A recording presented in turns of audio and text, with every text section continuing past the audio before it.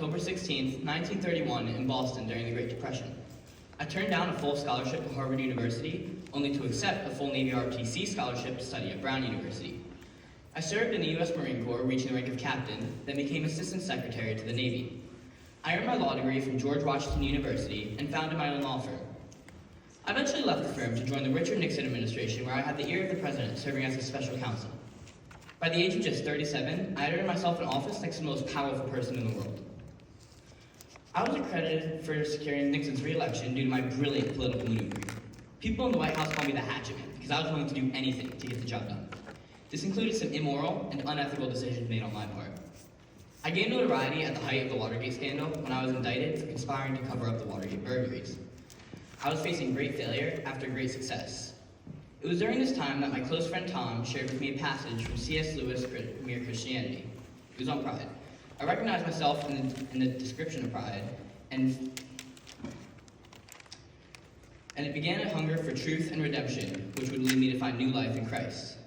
I was a changed man, a man of God, forgiven of my sin, yet I was not free from the consequences of my involvement in the Watergate scandal.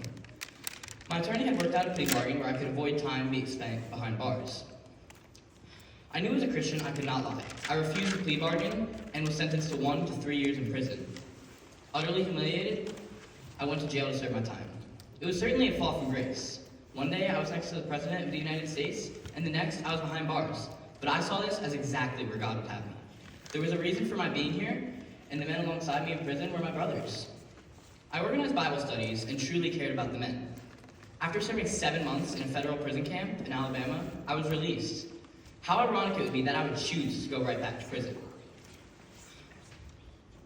I felt God calling me to devote my life to develop a ministry for prison reform and to invest in the lives of the prisoners. I founded Prison Fellowship, which is now the nation's largest outreach to prisoners, ex-prisoners, and their families. I would go on to write many influential evangelical books, win the Templeton Prize, in which I donated the $1 million to work for Prison Fellowship, and establish a Center for Christian Worldview, equipping leaders for change. I died at the age of 80 in 2012. The real legacy of my life was my greatest failure, that I was an ex-convict.